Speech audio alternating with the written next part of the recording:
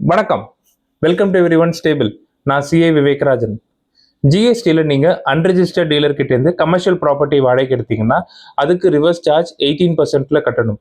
இது சம்பந்தமாக நாங்கள் போட்டிருந்த வீடியோக்கு நீங்கள் கொடுத்த வரவேற்புக்கு ரொம்ப நன்றி. அடுத்தது இதுக்கு செல்ஃப் இன்வாய்ஸ் ஜெனரேட் பண்ணணும்.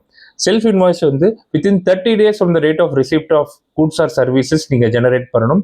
செல்ஃப் இன்வாய்ஸ்ன்றது நீங்களே ஜெனரேட் பண்ணுற இன்வாய்ஸ். அந்த செல்ஃப் இன்வாய்ஸில் உங்களுடைய நேம், சப்ளையரோட நேம், அது என்ன குட்ஸ், அது என்ன சர்வீஸ், அதோட HSN கோட் என்ன, அதோட ஜிஎஸ்டி ரேட் என்னன்றதை நீங்கள் கொடுக்கணும்.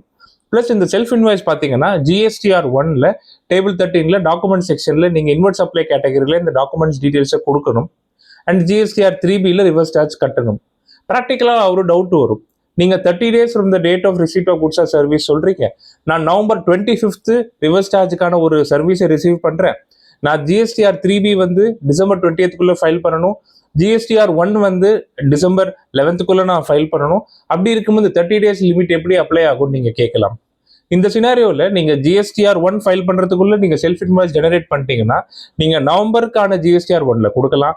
சப்போஸ் பண்ணலைன்னா டிசம்பருக்கான GSTR 1ல கொடுக்கலாம். GSTR 3B நீங்கள் டிசம்பர் 20th அதுக்கு ரிவர்ஸ் சார்ஜ் கட்டிட்டு இன்புட் எடுத்துருவீங்க. இந்த டாக்குமெண்ட்ஸ் கேட்டகரியில் ஏன் கொடுக்கறது முக்கியம்னு சொல்கிறேன் அப்படின்னா, நீங்கள் இந்த ட்ராக்கிங் மெக்கானிசத்தை கொண்டு வரல, டாக்குமெண்ட்ஸில் கொடுக்கல அப்படின்னா ஃபியூச்சரில் ஜிஎஸ்டியில் இதுக்கு ஒரு பெனால்ட்டி போடுறதுக்கான வாய்ப்பு இருக்குது. அண்ட் இந்த GSTR 1ல நீங்கள் போடுறதுனால உங்கள் புக்ஸ் ஆஃப் அக்கௌண்ட்ஸ்லையும் இந்த செல்ஃப் இன்வாய்ஸை நீங்கள் அக்கௌண்டிங் பர்பஸ்க்காக நீங்கள் யூஸ் பண்ணிக்கலாம். தேங்க்யூ.